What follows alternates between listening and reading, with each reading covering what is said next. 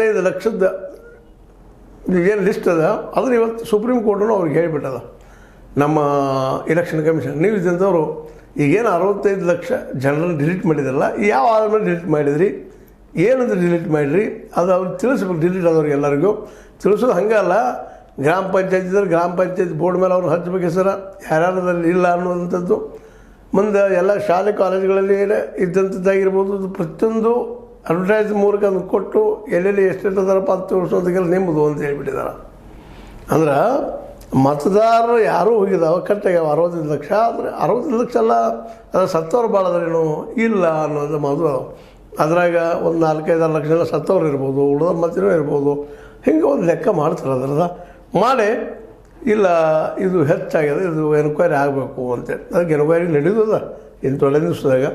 ಆ ಎಲ್ಲ ನೆಲೆಯಲ್ಲಿ ಈಗೇನಪ್ಪ ಅಂತಂದ್ರೆ ಈ ಮತಗಳು ಕಳವು ಅನ್ನೋದು ಏನು ಆರೋಪ ಮಾಡ್ತಾ ಇದ್ದಾರೆ, ಇದು ಆಡಳಿತಾರೂಢ ಪಕ್ಷ ನಮ್ಗೆ ಬೇಕಾದ ಮಾಡ್ಕೊಳ್ತಾರೆ ಮಾಡ್ಯದಂತ ಗಂಭೀರವಾಗಿ ಆರೋಪ ಮಾಡ್ತಾಯಿದ್ದಾರೆ.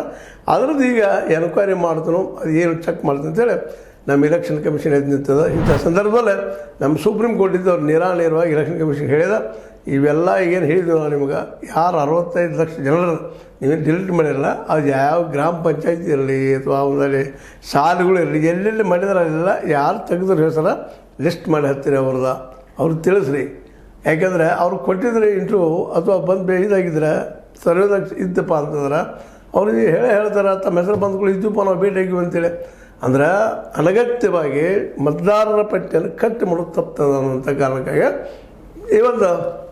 ಈ ಒಂದು ಕೆಲಸವನ್ನು ಎಲೆಕ್ಷನ್ ಕಮಿಷನ್ಗೆ ಮಾಡಿಸುವಂಥ ಕೆಲಸ ಮಾಡಿಸುವಾಗ ಪ್ರತಿಯೊಂದು ಹಚ್ಚಿರಿ ನೀವು ಅಂತ ಸುಪ್ರೀಂ ಕೋರ್ಟ್ ಆರ್ಡರ್ ಮಾಡಿದೆ. ಇದನ್ನು ಸಹಜವಾಗಿ ಯಾರ್ಯಾರು ಹೆಸರಲ್ಲಿಲ್ಲ ಅವರು ಅಬ್ಜೆಕ್ಷನ್ ಮಾಡ್ತಾರೆ. ನಾವು ವಿದ್ಯೋಪಾಧ್ಯಾಯ ಓದಿದ್ದೀವಿ, ನಾವು ಸತ್ಯಲ್ಲ ಮಾಡಿಲ್ಲ, ನಾವು ಬದುಕ್ತಾ ಇದ್ದೀವಿ ಅಂತೇಳಿ ಉತ್ತರ ಬರ್ಬೋದು. ಅದಕ್ಕೆ ಇದು ನೀವು ಈ ಮೊದಲ ಮಂಗಳವಾರ ಒಳಗೆ ಬರೋ ಮಂಗಳವಾರ ಒಳಗೆ ಇವೆಲ್ಲ ಕಡೆ ಅಟ್ಯಾಚ್ ಮಾಡಿರಿ ಹಚ್ಚರಿ. ಇವತ್ತನ್ನು ಗ್ರಾಮ ಪಂಚಾಯತಿ ಬೋರ್ಡ್ಗೆ ಆಗಿರ್ಬೋದು, ಅಲ್ಲಿ ಮುಖ್ಯ ಜಾಗಗಳಾಗಿರ್ಬೋದು.